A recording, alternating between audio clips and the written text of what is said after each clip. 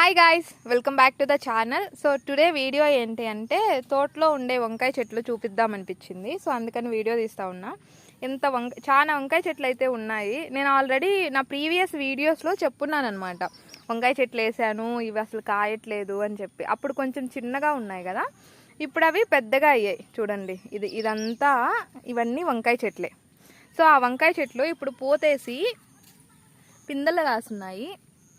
ఇదో ఈడొక వంకాయ, చాలా పిందెలు అయితే చిన్న చిన్న పిందెలు వేసున్నాయి, మీకు చూపిస్తాను నేను.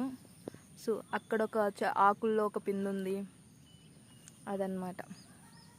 సో ఈ వంకాయలన్నీ పెద్దవైతే నెల్లూరు స్టైల్లో వంకాయ బజ్జీ చూపిస్తాను.